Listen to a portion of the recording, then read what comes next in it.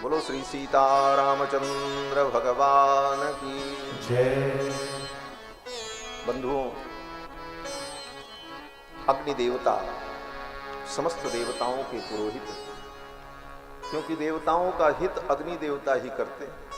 किसी भी देवता को आहुति तब मिलेगी जब अग्निदेव पहुंचाएंगे, इसीलिए उनको पुरोहित का सबका हित करते हैं। अग्निमीडे पुरोहितम यज्ञस्य देव मृत्युजम होतारम रत्नधातम।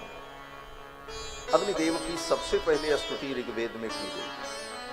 सामवेद के भी प्रथम मंत्र में सबसे पहले अग्निदेव का ही स्तवन किया गया, उनकी स्तुति की गई।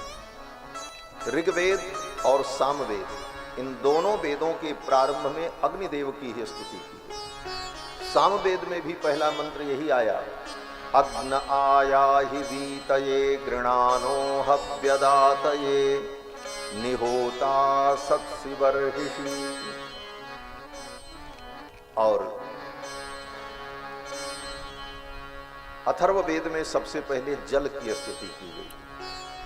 सन्नो देवीरभिष्टय आपो भवन्तु पीतये संजोरभिस्रवन्तु नः। अथर्ववेद के प्रथम मंत्र में जल देवता की स्तुति की गई और यजुर्वेद के प्रथम मंत्र में वनस्पति देवता की स्तुति की। इस प्रकार चार वेदों में, दो वेदों में सबसे पहले अग्निदेव को ही प्रणाम किया। अग्नि का मतलब होता है अग्रे नयति इति अग्नि, जो आगे ले जाते हैं, आहुति को ले जाते हैं। शरीर के इन सारे तत्वों को उन तत्वों में ले जाकर के मिलाते हैं। अग्नि देवता का यही काम, अग्रे नयति इति अग्नि। तो ऐसे अग्नि देवता का प्रादुर्भाव हुआ। ऐतरेय ब्राह्मण ग्रंथ में ब्राह्मण नाम का एक ग्रंथ होता है। ब्राह्मण जाति तो होती ही है, एक ग्रंथ है जिसका नाम ब्राह्मण है। सतपथ ब्राह्मण, ऐतरेय ब्राह्मण, तांड्य ब्राह्मण, षड्विंश ब्राह्मण, ये सब ग्रंथ हैं। वेदों का ही एक भाग होता है जिसको ब्राह्मण ग्रंथ कहा जाता है। एक पार्ट ऐसा होता है जिसको ब्राह्मण कहते हैं। तो उन ब्राह्मण ग्रंथों में वेदों के संदर्भ में जो बातें वेदों में हैं, उन बातों पर विशेष व्याख्या होती है, विशेष व्याख्या की गई है, उसको ब्राह्मण ग्रंथ कहते हैं। तो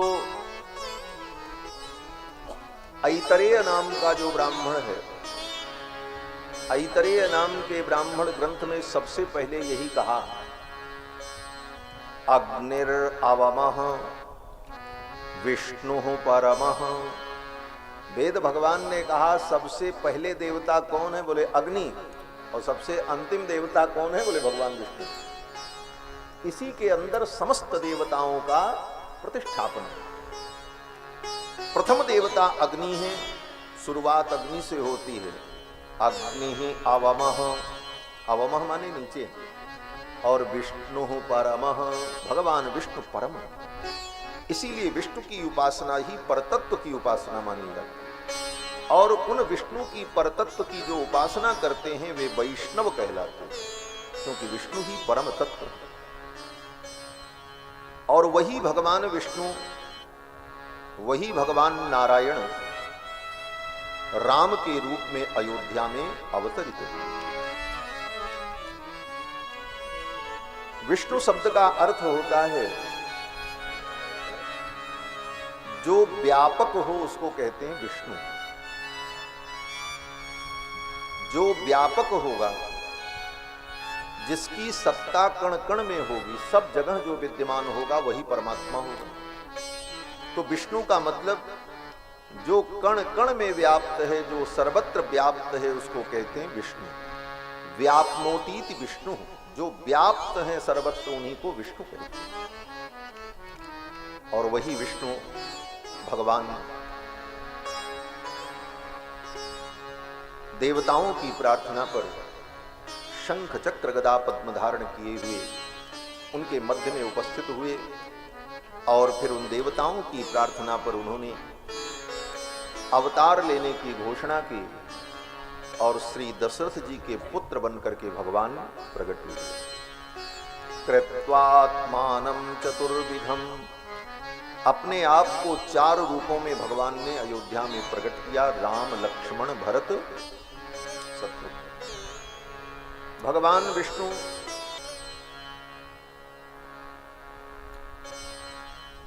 शांताकारम भुजगशयनम पद्मनाभम सुरेशम, और उनका वर्ण कैसा है? बोले गगन सदृशम। गगन माने आकाश, नील गगन, नीले गगन के समान, आकाश से के समान जिनके अंग की कांति। भगवान के अंग की कांति नील वर्ण, और वही भगवान नीलांबुज श्यामल कोमलांगम हो गए। सीता समारोपितवाम भागम। एक प्रश्न हुआ कि भगवान नील वर्ण क्यों है? तो वेद व्यास जी ने पुराण में वर्णन किया कि जब समुद्र से विष प्रकट हुआ तो संपूर्ण विष को पहले भगवान विष्णु ने ही पिया है। जो थोड़ा सा बचा वो प्रसाद रूप में भगवान शंकर ने पिया। संपूर्ण विष तो भगवान पी गए। इस कारण से भगवान का संपूर्ण विग्रह नीलवर्ण हो गया। और भगवान शिव ने उन्हीं भगवान विष्णु के प्रसाद को, विष को थोड़ी मात्रा में पान किया, जो बचा था प्रसाद समझ करके, तो वो कंठ में जाकर के अवस्थित हो गया और भगवान नीलकंठ हो गए। थोड़ा सा विष पिया तो भगवान शिव का कंठ नीला हो गया, और जिसने संपूर्ण विष पी लिया उसका पूरा विग्रह ही नीला हो गया। नीलांबुज श्यामल कोमलांगम सीता समारोह पाणो महासायक चारु चापम नमामि रामम रघुवंशनाथ। ये सब कथाएं पुराणों में वेद व्यास जी ने वर्णन किया है। यत्र तत्र भगवान 4 रूपों में अयोध्या में प्रकट हुए रघुनाथ जी। बड़ा सुंदर वर्णन किया महर्षि वाल्मीकि ने कि भगवान जब प्रकट हुए तो दशरथ जी महाराज ने अपना खजाना खोल दिया। प्रदेयाश्च ददौ राजा सूत मागध बंदिनाम। राजा दशरथ ने सूत, मागध, बंदीजन, गुणीजन इन सब को खूब लुटाया। ब्राह्मणेभ्यो ददौ वित्तम, ब्राह्मणों को खूब दक्षिणा दी महाराज। ब्राह्मणेभ्यो ददौ वित्तम गोधनानि सहस्रशः, हजारों हजारों गायों का दान किया श्री दशरथ जी महाराज ने अपने पुत्र के जन्म के अवसर पर। जो लोग आए सबको वस्त्र, आभूषण सब लुटाया। और उसी समय गुरुदेव वशिष्ठ का आवाहन हुआ। गुरु वशिष्ठ कह गयो हकारा, आए द्विजन सहित नृपद्वारा। गुरुदेव वशिष्ठ आए और चारों कुमारों का जात कर्म संस्कार किया। जन्म लेने के तुरंत बाद जो पहला संस्कार होता है उसको जात कर्म संस्कार कहते हैं। आज स्थिति ये है कि हम अपने संस्कारों का नाम भी भूल गए। इतने लोग यहां बैठे हैं और सब हिंदू हैं, सब सनातन धर्मावलंबी हैं, और पूछा जाए कि सनातन धर्म में जीव के गर्भ में आने से लेकर और मरने के बाद तक मनुष्य के जीवन में कितने संस्कार होते हैं और उन संस्कारों में से कितने संस्कार तुम्हारे हुए हैं, तो कितने लोगों को पता हो? सोचो आप कहां हो। हमारे सनातन धर्म की क्या स्थिति है, इस पर विचार करने की आवश्यकता है। बात बड़ी कड़वी है।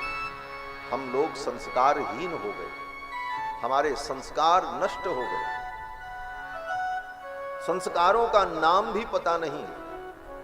संस्कार तो बहुत दूर की बात है। 16 संस्कार का नाम भी लोगों को नहीं मालूम। पूछो तो 2-4 संस्कार बता दे कि विवाह संस्कार, जनेऊ संस्कार, उपनयन संस्कार, अंतिम संस्कार, 2-4 संस्कार का नाम बता देंगे, लेकिन संस्कार किसी का हुआ है? कितने संस्कार हुए हैं तुम्हारे विधि पूर्वक? कोई निष्ठा नहीं। भागवत की कथा हम सुनते हैं तो जो सुन करके समझ करके जीवन में उतारना है वो नहीं सुनते, बाकी तो सब सुन लेते हैं। नाचने की बात आए तो उठ करके नाचने लगेंगे, कीर्तन हो तो नाचें, बाजा बजे, व्यास जी भी उठ के नाचने लग जाएं। आजकल तो यही कथा है, व्यास भी नाच रहे हैं महाराज, व्यास पिछवे पे नाच रहे हैं। यह भोड़ापन जो है यही हमारे धर्म का उपहास कराता है। अन्य धर्म के लोग उपहास करते हैं, ये सनातन धर्म, जहां बड़े बड़े ऋषियों का चिंतन, बड़े बड़े मनुष्यों के तर्क, बड़े बड़े विद्वानों की व्याख्याएं भरी पड़ी हैं, उस सनातन धर्म में धर्म के नाम पर केवल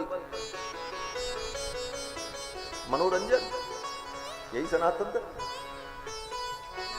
भागवत सुनो तो भागवत में भी जब भगवान कृष्ण का जन्म हुआ, प्राकट्य हुआ, तो नंद बाबा जो पशुपालक थे, पशुपालक जिसको कहा जाता है, जो पशु पाल करके जीवन यापन करे उसको कहते पशुपालक। नंद बाबा पशुपालक थे, कोई विप्र नहीं थे, कोई राजा नहीं थे, गोप जाति के थे, पशुपालक। इसीलिए ब्रह्मा जी ने जब भगवान कृष्ण की स्तुति की तो यही कहा, नवमीड्यते ब्रबपुषे तटिदंबराय गुंजावतंस परिपिच्छल सन्मुखाय वन्यस्रजे कवल वेत्र विषाण वेणु लक्ष्मश्रिये मृदुपदे पशुपांगजाय। पशुपांगजाय माने पशुम पातीति पशुपः, जो पशुओं का पालन करें उसको कहते हैं पशुप। अर्थात नंद बाबा, उनके जो पुत्र हैं पशुपांगजाय, उनके जो अंगज। और एक पशु पालने वाला व्यक्ति नंद बाबा अपने पुत्र के संस्कार के प्रति कितने सजग थे। जन्म हुआ कृष्ण का, उसी समय ब्राह्मणों को बुलाया, आहूय विप्रान वेद ज्ञान। कैसे ब्राह्मणों को बुलाया?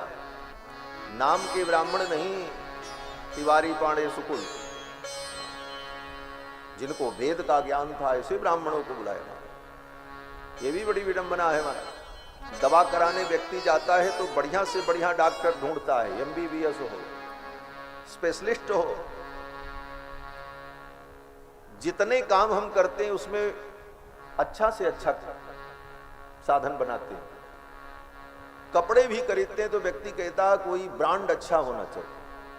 और तुम्हारे जीवन का जो संस्कार कराए, ऐसे ब्राह्मण में भी ब्रांडिंग देखो, अच्छे जो हो, जो विद्वान हो, ऐसे ब्राह्मण का चयन करो, उनके द्वारा तुम्हारा कर्म संपादित। वहां तो कोई भी पंडित मिल जाए, काम चल जाएगा। हाँ, एक पंडित थे, विवाह कराने गए, सिंदूर दान का समय आया, मंत्र मंत्र तो मालूम नहीं था, तो क्या किया? बोले जब सिंदूर दान करने का समय आया, दूल्हे ने जो है सिंदूर उठाया लगाने के लिए, तो अब क्या मंत्र बोले? समाज कहेगा कोई मंत्र पढ़े नहीं पंडित जी। तो उन्होंने क्या किया? मंत्र पढ़ा, लाल देह लाली लसे अरुधर लाल लंगूर, वज्र देह दानो दलन जय जय जय कपिशोर। सिंदूर लगाओ। क्यों? बोले लाल लाल सिंदूर होता है तो लाल देह लाली जैसे कुछ कह देना है। यह स्थिति जो है बड़ी भयानक है बंधुओं। नंद बाबा ने विद्वान ब्राह्मणों को बुलाया। और एक बात और है, जिस देश में, जिस राष्ट्र में अपूज्य का पूजन होता है और जो पूज्य और विद्वान हैं उनका निरादर होता है, उस राष्ट्र में 3 प्रकार की समस्याएं उत्पन्न होती हैं। शास्त्र कहता है अपूज्याह यत्र पूज्यन्ते, जो पूजा का पात्र नहीं है लेकिन वो पूज रहा है, अपूज्याह पूज्यन्ते। पूज्यानाम च निरादरः, और जो पूज्य हैं उनका निरादर होता है, उपेक्षा होती है। तत्र त्रीणि प्रवर्तन्ते, उस राष्ट्र में 3 चीजें होती हैं। क्या? बोले दुर्भिक्ष मरणम कलिहि। दुर्भिक्ष होता है, मरण होता है, कलिहि होती है, कलह होता है। इसलिए और दूसरा कारण, योग्य विद्वानों का जब समादर होगा, उनका सम्मान होगा, उन्हें जीविका मिलेगी, तो विद्वान बनने की लालसा उत्पन्न होगी लोगों के अंदर, हम भी ऐसा बने, तो समाज का कल्याण होगा। नंद बाबा ने बड़े बड़े विद्वान ब्राह्मणों को बुलाया, आहूय विप्रान वेद ज्ञान स्नातस्सुचिरलंकृतः, और फिर नंद बाबा ने अपने बालक का जात कर्म संस्कार, जात कर्मात्मजस्य वै कारयामास विधिवत पितृदेवार्चनम तथा, विधि पूर्वक अपने बालक कृष्ण का जात कर्म संस्कार। कथा तो आप सुनते हो, हम इसलिए कह रहे हैं कि नंद बाबा जैसे पशुपालक अपने पुत्र के संस्कार के प्रति कितने सजग हैं, और हम अपने संस्कारों का नाम तक भूल जा रहे हैं। कैसे धर्म की रक्षा हुआ। श्री राजा दशरथ ने भी गुरुदेव वशिष्ठ को बुलाया, गुरु वशिष्ठ कह गयो अकारा। गुरुदेव वशिष्ठ आए और चारों कुमारों का जात कर्म संस्कार किया विधि पूर्वक। नांदी मुख सराध करी जात कर्म सब जात कर्म किया। और हाटक धेनु बसन मणि नृप विप्रन कह दीन, और दशरथ जी महाराज ने खूब दान किया, बड़े धूमधाम से बालक का जात कर्म संस्कार हुआ, और इतना लुटाया। गोस्वामी तुलसीदास जी कहते हैं कि सबको सब कुछ दिया दशरथ जी महाराज। विशेषता क्या थी? बोले जो पाया वो अपने पास नहीं रखा, उसने भी उठा के दूसरे को दे दिया, तुम ले जाओ। उस दूसरे ने जब पाया तो उसने क्या किया? बोले उसने तीसरे को दे दिया, तुम ले जाओ। सब लोग ही लुटा रहे थे और इतनी वस्तुएं लुटाई गई, राजा दशरथ जी ने अपना खजाना खाली कर दिया। सर्वस दान दीन सबका गो, सर्वस दान दीन सबका गो, ये पावा राखा नहीं ताऊ, ये पावा राखा नहीं ताऊ, सर्वस दान दीन सबका गो, सर्वस दान दीन सबका गो, सर्वस दान दीन। सबको सब कुछ दिया, जो पाया वो अपने पास नहीं रखा। दे दे करके लोगों ने अपने घर को खाली कर दिया। देत सबन मंदिर रितये, तुलसीदास पुनि भरी देखियत राम कृपा चितवनी चितये। राम जी की ऐसी कृपा बरस रही थी कि लोगों का घर फिर भरा।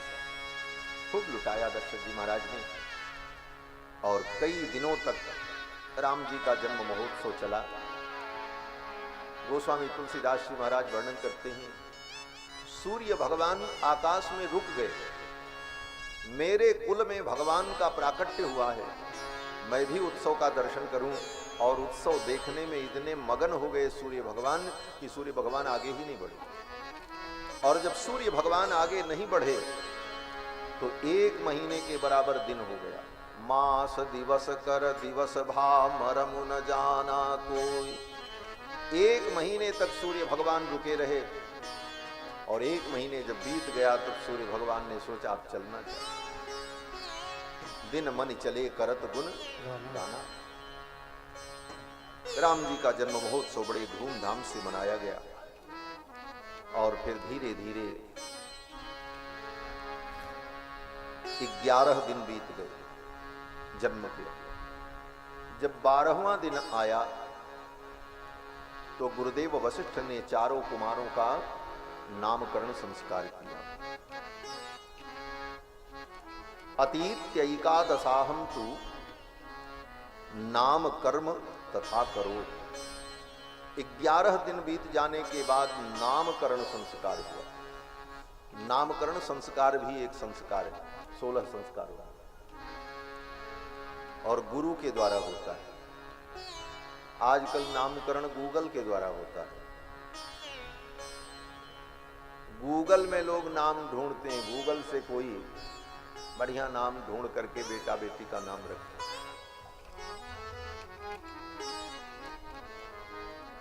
तो गूगल से नाम नहीं, गुरु जी के द्वारा नाम होना चाहिए और उसकी विधि होती, देवताओं का पूजन होता है और तब उसकी राशि और जन्म नक्षत्र इत्यादि पर विचार करके तब उसका नाम तय किया जाता है। तब जैसा नाम होता है वैसा काम होता है, जैसा नाम रहेगा वैसा वो काम करेगा, नहीं तो नाम वही रहेगा। नाम गंगादास कमंडल में जले नहीं, नाम गंगादास। तो ऐसा नहीं, नामगत गुण भी हो, ये तब है जब नाम विचार करके रखे। इसलिए गुरुदेव वशिष्ठ ने विचार करके नाम रखा। हरे नाम गुरु हृदय विचारी, हरे नाम गुरु हृदय विचारी, वेद तत्व निभ तब सुत चारी, वेद तत्व निभ तब सुत चारी। गुरुदेव ने विचार किया और विचार करके नामकरण किया। क्या विचार किया? बड़े कुमार का नाम रखते हुए वशिष्ठ जी ने कहा, राजन ये जो आपके ज्येष्ठ पुत्र हैं कौशल्या कुमार हैं, इनका नाम राम होगा। ज्येष्ठम रामम महात्मानम, और ये महान आत्मा है, इनका नाम राम होगा। दशरथ जी ने कहा, राम का मतलब क्या होता है? नाम का अर्थ भी जानना चाहिए, उसकी मीनिंग क्या है जानना चाहिए। दशरथ जी ने पूछा, राम का अर्थ क्या है? तो वशिष्ठ जी ने कहा, राजन जो कण कण में रमण करता है, जो कण कण में विराजमान है, रमन्ते योगिनो यस्मिन्निति रामः, जिसमें समस्त योगी रमण करते हैं और जो कण कण में रमण करता है उसको कहते हैं राम। राम का मतलब जो कण कण में रमण कर रहा है।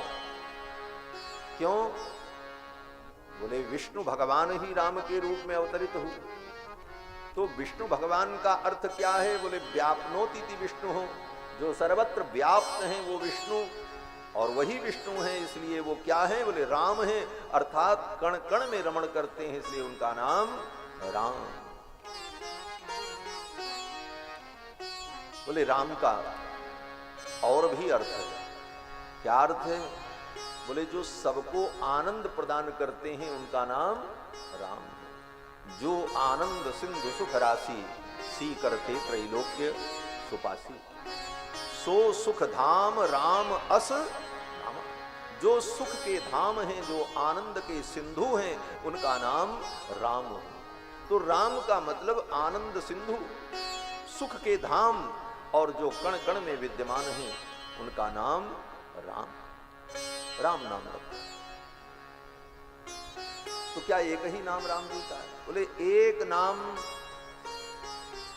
प्रधान नाम राम, बाकी गुणकृत, विचारकृत, भावकृत अनेक नाम है राम जी के। नामान्यनंतानि हरे ही गुण योग वराणि के। गुण के योग से, भाव की दृष्टि से फिर तो राम जी के अनेक नाम हैं और आज भी उनका नाम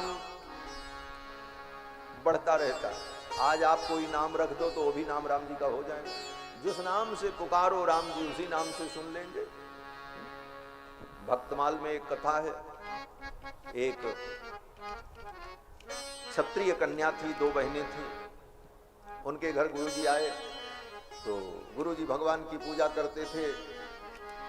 पूजा में वो सहयोग करती थी कन्याएं, पुष्प लाके दे दें, तुलसी दे दें, भगवान की सेवा देख करके बड़ी प्रसन्न हो। उनके मन में भी भाव आया हम भी भगवान की सेवा करें। तो गुरुजी से कहा, गुरुजी ये भगवान हमको दे दो, आप चले जाओगे तो हम सेवा करेंगे। गुरुजी ने सोचा हम अपनी सेवा इनको दे देंगे तो हम क्या करेंगे, लेकिन अगर इनको भगवान का विग्रह नहीं दिया तो इनकी भक्ति जो है बाधित हो जाएगी। भक्ति का भाव उत्पन्न हुआ है तो भक्ति बढ़नी चाहिए। तो गुरु जी ने कहा अच्छा ठीक है, कल हम जाते समय तुमको भगवान को देके जाएंगे। सवेरे गए स्नान करने के लिए नदी के तट पर, सुंदर सुंदर 2 पत्थर ढूंढ करके लाए, चिकने चिकने बड़ी, और उनको धो करके चंदन तिलक लगा करके अपने ही ठाकुर जी के साथ में ऊपर में उन दोनों को बैठाया, नीचे अपने ठाकुर जी को बैठाया, सेवा की, फूल तुलसी चढ़ाया। जब चलने का समय आया तो दोनों बेटियों ने कहा हमको भी भगवान को देके जाओ। तो महात्मा जी ने कहा यही भगवान है। बोले ये तो 3 भगवान हैं, 2 ऊपर रखे थे, 1 नीचे रखे थे। तो बोले ये 3 भगवान हैं। महात्मा जी ने सोचा ये बेटियां हैं, बच्चियां हैं, इनका भाव दृढ़ हो। इस दृष्टि से उन्होंने कहा देखो ये ऊपर वाले जो दोनों भगवान हैं ये तो राजा भगवान हैं, और नीचे वाले भगवान जो है ये सिपाही भगवान है, उनके सिपाही। कौन से भगवान को लोगी? तो बेटियां थी, उन्होंने कहा हम ये राजा भगवान लेंगे। तो महात्मा जी ने कहा ठीक है, वो दोनों पत्थर जो लाए थे उसको दे दिया, क्योंकि शालिग्राम तो दे नहीं सकते थे। शालिग्राम की पूजा स्त्री को नहीं करना चाहिए, निषेध है शास्त्र में। शास्त्र की मर्यादा के विपरीत की गई भक्ति भी कल्याणकारिणी नहीं होती, एक बात जान लेना चाहिए। वो भक्ति क्या करती है? बोले शास्त्र के नियम के विरुद्ध की गई भक्ति कल्याण नहीं करती, उत्पात उत्पन्न करती है। देवर्षि नारद कहते हैं श्रुति स्मृति पुराणादि 5 रात्र विधिम बिना, श्रुति स्मृति पुराण 5 रात्र, इन शास्त्रों की विधि को छोड़कर श्रुति स्मृति पुराणादि 5 रात्र विधिम बिना एकांत की हरेर भक्ति उत्पाताय कल्प्यते, वो उत्पात को उत्पन्न करते। इसलिए भक्ति में भी क्या करना क्या नहीं करना ये विचार करना चाहिए। सबकी पूजा सब नहीं कर सकते। शालग्राम की पूजा केवल पुरुषों के लिए विहित है। स्त्री शालग्राम के विग्रह का स्पर्श करे तो भगवान को वज्र के समान दुख होता, जैसे किसी ने वज्र मार दिया। इसीलिए गुरुजी ने सोचा शालग्राम की मूर्ति देंगे तो मर्यादा नहीं रहेगी, तो पत्थर ला करके रखे थे, पत्थर दे दिया। बोले यही भगवान। उन बेटियों ने पूछा ये कौन से भगवान हैं? अब गुरुजी क्या बताएं? अगर कहें कि ये शालग्राम है तो झूठी बात हो जाएगी, महात्मा झूठ कैसे बोले? और दूसरे कोई भगवान का रूप बताएं तो उसके मन में दृढ़ता कैसे होगी? तो गुरुजी ने क्या कहा? गुरुजी ने कहा इन भगवान का नाम है सिलपिल्ले भगवान। क्या नाम बताया? सिलपिल्ले भगवान। सिल माने शिला माने पत्थर, और पिल्ला माने उसका टुकड़ा। सिलपिल्ले। दक्षिण भारत में पिल्लई माने होता है बच्चा, बच्चे को पिल्लई कहा जाता है। हमारे यहाँ दक्षिण में कई ऐसे महापुरुष विद्वान आचार्य हुए जिनके नाम के आगे पिल्लई शब्द लगता है। पिल्लई लोकाचार्य, पेरी आचान पिल्लई, कृष्णपाद सूरी, ऐसे ऐसे नाम है महापुरुषों के जो हमारे पूर्वाचार्य हैं। तो पिल्लई माने बच्चा, तो पत्थर का बच्चा। यहाँ इत्र की मालिश करना, चंदन लगाना, पुष्प चढ़ाना, आरती उतारना, भोग लगाना, झूला में रख करके झूलाना, और भाव का परिणाम ये हुआ कि सिलपिल्ले भगवान का नाम लेते लेते, सिलपिल्ले कहते कहते उन दोनों कन्याओं को भगवान की प्राप्ति हो गई। कथा बड़ी लंबी है, वो कथा हम यहाँ नहीं सुनाएंगे, क्योंकि भक्तमाल की कथा में हम जाएंगे तो फिर रामायण की कथा सुनाएंगे। लेकिन केवल इस बात की पुष्टि के लिए कि नाम रख दिया सिलपिल्ले, तो वो भी नाम भगवान का हो। भगवान को किसी नाम से पुकारो, भगवान समझ जाए। संसार में कोई व्यक्ति खड़ा है, उसका नाम राधे श्याम है, और उसी के बगल में दूसरा व्यक्ति खड़ा है, उसका नाम सीताराम है, तो आप बुलाओ राधे श्याम को, नाम लो सीताराम, बोले तो वो नहीं आएगा, वो कहेगा हमारा नाम थोड़ी है, तो उनको बुला रहा है। लेकिन भगवान ही एक ऐसे हैं, किसी भी नाम से आप उनको अगर पुकारो, आपकी भावना है कि हम भगवान को पुकार रहे हैं, तो वही नाम भगवान का नाम हो जाता है। इसलिए भगवान के अनंत नाम। यावंति शब्द जालानि त्रैलोक्ये सचराचरे नामानि रामचंद्रस्य सत्यम सत्यम वदामि। संपूर्ण त्रिलोकी में जितने शब्द हैं वो सब राम जी के ही नाम हैं, किसी नाम से तुम राम जी को पुकारना। इनके नाम अनेक अनुपा और अनेक नाम हैं भगवान के, लेकिन राम नाम प्रधान नाम है। और गुरु जी ने नाम रखा राम। फिर केकई के पुत्र का नामकरण किया और कहा इनका नाम भरत होगा। भरत माने जो सबको भर दे, भरतीति भरता, जो भर दे उसका नाम भरत। क्या भर दे? आपका बैंक भर दें कि आपकी तिजोरी भर दें? कहते बैंक और तिजोरी भरने वाले नहीं हैं, जो सबके हृदय को राम प्रेम से भर दें उनका नाम भरत है। भरत चरित कर नेम तुलसी जे सादर सुनहि, सी राम पद प्रेम अवश्य होई भवरस। केकई कुमार का नामकरण किया और कहा इनका नाम भरत होगा। फिर सुमित्रा जी के ज्येष्ठ पुत्र को गोद में लिया और वशिष्ठ जी ने कहा सौमित्रिम लक्ष्मणमिति। ये सुमित्रा के जो पुत्र हैं इनका नाम लक्ष्मण होगा। लक्ष्मण का मतलब, लक्ष्मण का मतलब है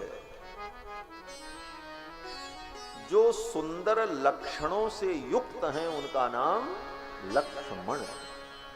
लक्ष्य माने लक्षण और मन माने लक्ष्य से, सुंदर लक्षण से जो युक्त हैं वो लक्ष्मण। इसीलिए गोस्वामी जी ने व्याख्या की तो यही व्याख्या की, लक्षण धाम राम प्रिय सकल जगत आधार, गुरु वशिष्ठ ते ही राखा लक्ष्मण नाम उदार। जिसके लक्षण बड़े सुंदर। क्या लक्षण है इनके? बोले इनके लक्षण ये कहते हैं कि ये बालक बड़ा होकर अपने ज्येष्ठ भ्राता रघुनंदन के चरणों का सेवक कर। इसके लक्षण कहते हैं ये राम प्रिय बनेगा। लक्षण धाम राम प्रिय सकल जगत आधार, गुरु वशिष्ठ ते ही राखा लक्ष्मण नाम उदार। इसके बाद सुमित्रा के छोटे कुमार को गोद में लिया और वशिष्ठ जी ने कहा इनका नाम शत्रुघ्न होगा। शत्रुघ्नम अपरम तथा। सुमित्रा के जो अपर पुत्र हैं, दूसरे पुत्र हैं, उनका नाम शत्रुघ्न होगा। दशरथ जी ने कहा शत्रुघ्न का अर्थ क्या है? तो गुरुदेव वशिष्ठ ने कहा जिनका स्मरण करने से, जिनका नाम लेने से शत्रुओं का नाश हो जाए उनको शत्रुघ्न कहते। शत्रुघ्न का मतलब जो शत्रुओं का संहार करते हैं उनका नाम शत्रुघ्न है। जाके सुमिरन तेरे पुनासा, जाके सुमिरन तेरे पुनासा, नाम शत्रुघ्न वेद प्रकाशा, नाम शत्रुघ्न वेद प्रकाशा, जाके सुमिरन तेरे पुनासा, जाके सुमिरन तेरे पुनासा। जिनके स्मरण से शत्रुओं का नाश हो जाए उनका नाम शत्रुघ्न। चारों कुमारों का नामकरण हुआ। धीरे धीरे चारों कुमार बड़े होने लगे। माताएं खूब आनंद का अनुभव करती हैं। कबहु उछंग कबहु बरु पलना, मात दुलारई कही प्रिय ललना। कबहु उछंग कबहु बर पलना, कबहु उछंग कबहु बर पलना, मात दुलारी कही प्रिय ललना, मात दुलारी कही प्रिय ललना कबहु उछंग कबहु बर पलना कबहु संग कबहु बर फलना। माताएं खूब आनंद का अनुभव करती, लाला बाबू भैया कबहू उछंग कबहू बर पलना मात दुलारे कही प्रिय ललना। लाला, लोने, लेरुआ, ये सब शब्द हैं अवध के। इन्हीं शब्दों में माताएं लाल जी का दुलार करती। गोद में लेकर इस सौभाग्य को देखकर गोस्वामी तुलसीदास जी कहते हैं, देखो जिन ब्रह्म का बड़े बड़े योगी ध्यान करते हैं, जो व्यापक हैं, निरंजन हैं, अज हैं, ऐसे भगवान आज कौशल्या के गोद में बालक बने और कौशल्या उनका लाड करती हैं, दुलार करती। ये सौभाग्य कौशल्या को कैसे मिला? तो गोस्वामी जी कहते हैं ये भक्ति का प्रताप होता है। भक्ति अपने प्रेम के बंधन में बांधकर भगवान को भक्त के अधीन कर देती है। भगवान कहते हैं मैं सारे जगत का स्वामी हूं, मैं स्वाधीन हूं, स्वतंत्र हूं, परम स्वतंत्र न सिर पर कोई।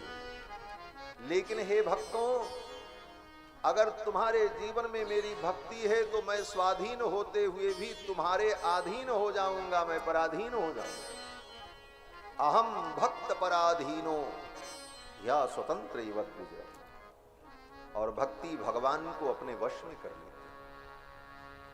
महारानी कौशल्या ने अपनी भक्ति के द्वारा भगवान को अपने वश में कर लिया।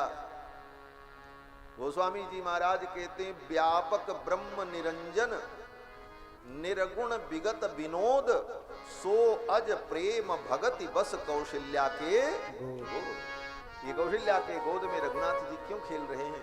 गोस्वामी जी कहते हैं प्रेम भगति वश, प्रेम भक्ति के वश में होकर भगवान मां कौशल्या के गोद में खेल।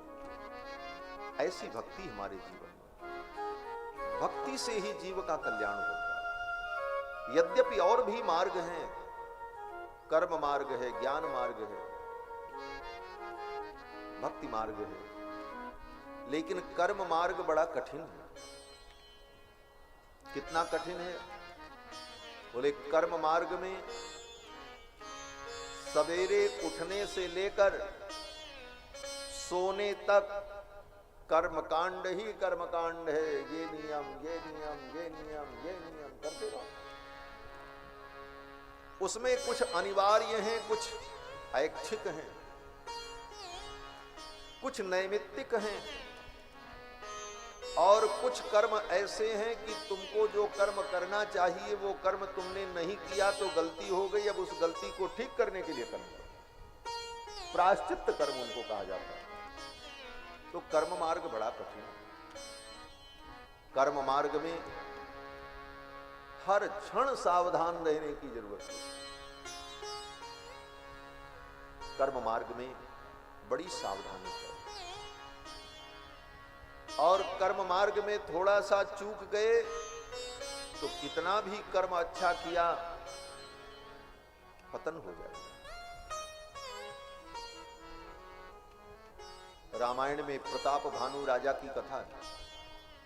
उतना कर्म करने वाला कोई व्यक्ति नहीं हुआ।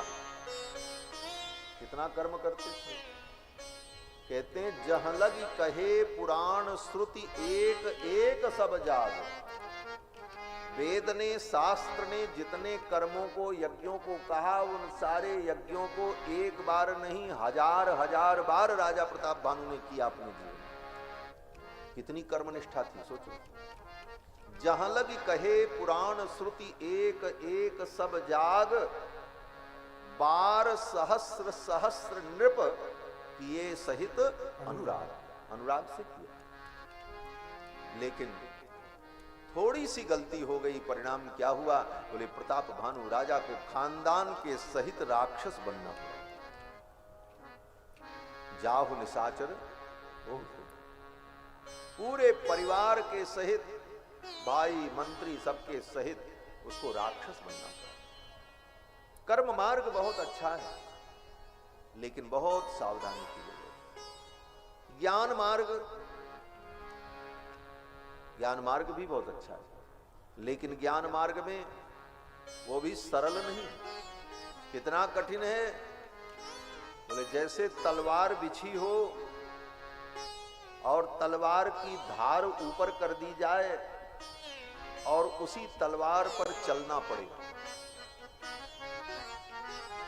ज्ञान के पंथ कृपान की धारा, ज्ञान के पंथ कृपान की धारा, भरत खगेश वो ही नहीं बारा, भरत खगेश वो ही नहीं बारा, भरत खगेश वो ही नहीं बारा। ज्ञान का पंथ तलवार की धार पर चलने के समान। पानी से चले तो ठीक, और चूक गए, पैर फिसल गया, गिर पड़े तब बोले पूरा शरीर कटेगा। क्यों? बोले तलवार ही तलवार तो बिछी। ज्ञान का पंथ ये कृपाण की धार है, और अगर नहीं गिरे, चलते चलते निकल गए, बोले तो एक और समस्या आ जाएगी। बोले क्या? बोले अभिमान आने का डर हो जाएगा। अभिमान आ जाएगा, हमने ज्ञान के पंथ को पार कर लिया। और जहां अभिमान आया फिर गिर पड़ोगे, क्योंकि अभिमान पतन का हेतु होता है। पराभवस्य हेतु यद तदभिमानः। अभिमान ही पराजय और पराभव का हेतु बन जाता है। इसीलिए गोस्वामी जी कहते हैं, चारों वेदों ने जब भगवान की स्तुति की तो वेद भगवान ने कहा ज्ञान का मार्ग बहुत अच्छा है, लेकिन ज्ञान में अभिमान आने का डर बना रहता है। और अभिमान आ गया और उस अभिमान में भक्ति का निरादर कर दिया, बोले तो उस ज्ञानी का भी पतन हो जाता है। जे ज्ञान मान विमत तब भव हरनि भक्ति न आदरी, जे ज्ञान मान विमत तब भव हरनि भक्ति न आदरी, ते पाई सुर दुर्लभ पदार्थ परत हम देखत हरि, ते पाई सुर दुर्लभ पदार्थ परत हम देखत हरि, ये ज्ञान मान विमत तब भव हरनि भक्ति न आदरी, ये ज्ञान मान, ये ज्ञान मान, ये ज्ञान मान। ज्ञान के मान में विमत्त होकर जब भक्ति का अनादर कर देगा तो उसका भी पतन हो जाएगा। इसलिए कर्म मार्ग अच्छा है, भक्ति ज्ञान मार्ग भी अच्छा है, लेकिन भक्ति का मार्ग बहुत अच्छा है। बहुत अच्छा क्यों है? बोले उसमें तो गिरने का डर है, और भक्ति मार्ग में, बोले भक्ति मार्ग में जो गिर जाए वही ऊपर उठ जाता है। भक्ति मार्ग में तो गिरे ही है, भक्ति मार्ग में गिरने का डर नहीं है। क्यों? बोले जो घोड़े पर चढ़ता है उसको गिरने का जड़ है, जो घोड़ा पे चढ़ा ही नहीं, जमीन में बैठा हो, क्या गिरेगा? भक्त तो सदा भगवान के चरणों में ही पड़ा रहता है, इसलिए उसके गिरने का भय ही नहीं है। और जिस रास्ते पर भक्त चलता है, ये रास्ता कौन सा भक्ति का रास्ता है? बोले देखो, भक्ति का रास्ता, ये भक्ति का पंथ, इसमें गिरने का डर नहीं। आंख बंद करके दौड़ो भक्ति के रास्ते पर। वेद व्यास जी कहते हैं, धावन निमीलयन नेत्रे। धावन माने दौड़ो, निमीलयन नेत्रे, आंखों को बंद करके दौड़ो। धावन निमीलयन नेत्रे न स्खलेत न पतत्यधः। इसके बाद भी वो नहीं गिरता है और न उसका पतन होता है, क्योंकि भक्ति मार्ग में वो सदा भगवान के चरणों का आश्रय है। इसलिए भक्ति मार्ग में गिरने का डर नहीं, पतन का डर नहीं। क्यों बोले, वो पहले ही अपना पतन कर देता है भगवान के चरणों में। पतन माने गिर जाने। अब भक्ति मार्ग यहीं से शुरू होता है। भक्ति मार्ग में जीव क्या कहता है, बोले प्रभु मैं आपके चरणों में गिर गया, पाही नाथ कै पाही गोसाई भूतल पर्यो लकुट कीनाई। वो प्रपत्ति कर लेता है। प्रपत्ति माने प्रकृष्ट रूप से भगवान के चरणों में गिर जाता है। इसी को कहते हैं प्रपत्ति, इसी को कहते हैं शरणागति, इसी को कहते हैं न्यास, इसी को कहते हैं भरन्यास, इसी को कहते हैं समाश्रयण। अनेक शब्दों के द्वारा हमारे आचार्यों ने इसका विवेचन किया। तो भक्ति मार्ग में भगवान के चरणों में जीव अपने आप को छोड़ देता है। त्वत्पाद मूलम शरणम प्रपद्ये, इसलिए उसके गिरने का कोई भय नहीं होता। ये भक्ति बड़ी विलक्षण है। और हमारे आचार्य तो कहते हैं भक्ति प्रपत्तिभ्याम प्रसन्नः स एवोपायः। भक्ति और प्रपत्ति जो है, भक्ति शरणागति जो है, इस भक्ति और शरणागति से हमको मुक्ति नहीं मिलेगी।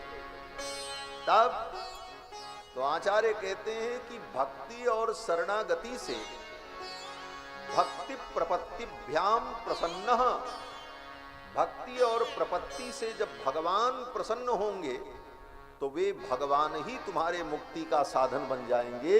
भक्ति प्रपत्ति तो भगवान को प्रसन्न करेगी। इसलिए भक्ति प्रपत्ति को भी हमारे यहां साधन नहीं माना जाता। भक्ति प्रपत्ति को भी साधन की दृष्टि से हम नहीं करते। भक्ति प्रपत्ति केवल भगवान को प्रसन्न करने के लिए, और भगवान प्रसन्न होते हैं तो भगवान ही साधन बन जाते हैं। और वही साध्य, साधन साध्य राम पद, भगवान ही साधन, भगवान ही साध्य। तो भक्ति के द्वारा मां कौशल्या ने यह सुख पाया, और बिना भक्ति के जीव का कल्याण नहीं हो सकता। गोस्वामी जी कहते हैं कि बारी मथे घृत होत बरु सिकताते बरु तेल, बिनु हरि भजन न भवतरिय यह सिद्धांत अपेल। बिना भगवान की भक्ति के जीव का कल्याण नहीं हो सकता। तो ये सब लीलाएं भगवान ने बाल लीला की। भगवान राम की बाल लीला बहुत है। गोस्वामी तुलसीदास जी कहते हैं कि बाल चरित हरि बहुविधि कीन्हा, अति आनंद दासन कह दीना। लेकिन रामायण महाकाव्य में महर्षि वाल्मीकि ने राम जी का बाल चरित्र कोई विशेष रूप से नहीं कहा। जन्म का वर्णन किया, नामकरण किया, और नामकरण के बाद वाल्मीकि जी कहते हैं कि चारों कुमार धीरे धीरे बड़े हुए और इनका उपनयन संस्कार हुआ, और फिर गुरुकुल में पढ़ने गए, और गुरुकुल में पढ़कर सर्वे वेद विदस्सूरा सर्वे लोक हिते रता। चारों भाई वेद शास्त्र के विद्वान बन गए, और विद्वान बनने के बाद सर्वे लोक हिते रता, चारों भाई लोक हित में लग गए। संसार के प्राणियों का कल्याण कैसे हो, उनका हित कैसे हो, प्रजा का हित कैसे हो, इस कार्य में चारों भाई लगे। यही रामचरित्र का उपदेश है। पढ़कर ज्ञान संपन्न बनकर के, योग्यता प्राप्त करके हमें क्या करना चाहिए? हम बड़े योग्य हो जाएं तो दूसरों का शोषण करें, हम योग्य बन जाएं तो दूसरों को लूटें, बेवकूफ बनाएं। आज योग्यता का यही मतलब हो चुका है इस युग में। आज व्यक्ति योग्य बनकर के दूसरे का शोषण करने में लग जाता है। माँ बाप घर की संपत्ति बेचकर, अपने स्वर्णाभूषण को बेचकर बच्चे को डॉक्टर बनाते हैं, इंजीनियर बनाते हैं, और योग्यता प्राप्त करने के बाद वो डॉक्टर इंजीनियर क्या करते हैं? बोले फिर समाज का शोषण करते हैं। सब नहीं करते लेकिन करते हैं। फिर वो सोचता है मेरे पिता ने इतने रुपए लगाए तो अब पहले ये सारा रुपया मैं निकालूं। तो पिता ने तो तुम्हारे ऊपर लगाया था, तो तुम दूसरों का खून चूस करके क्यों निकाल रहे हो? अपने खून में से निकाल करके दे दो। लेकिन वो क्या करता है, मेरे बाप ने इतना रुपया लगाया तो उतना बटोरना है, कमाना है, क्या करना है? तो खोल लिया नर्सिंग होम। कोई डॉक्टर हो तो बुरा मत मानना, ये बहुत बड़ी सामाजिक एक स्थिति है जो हम लोग सर्वत्र देखते हैं। ये हम शिक्षा के लिए कह रहे हैं, सुधार के लिए कह रहे हैं। क्या होता है? बोले महाराज कोई व्यक्ति पहुंच जाए फिर तो जब तक उसकी जेब पूरी ढीली न हो जाए तब तक उसे फुर्सत नहीं मिलने वाली। अब ये दवा, अब ये चीज, यहां तक कि मर जाने के बाद भी वेंटिलेटर पर रख करके कई दिनों तक हॉस्पिटल की फीस वसूली जाती है। ये हम नहीं जानते, हम नहीं कह रहे हैं, हमने समाज में सुना है, सोशल मीडिया पर देखा है। कितने डॉक्टर पकड़े गए। यही मानवता है क्या?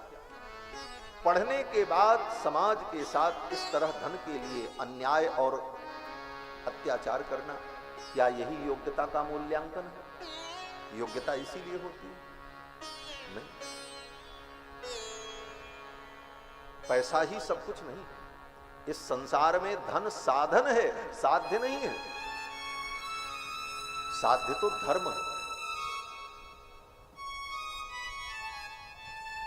लेकिन धन को ही व्यक्ति साध्य समझता। बंधुओं, जिस डॉक्टर को हमारे यहां भगवान का स्वरूप कहा गया, औषधि जाह्नवी तोयम, औषधि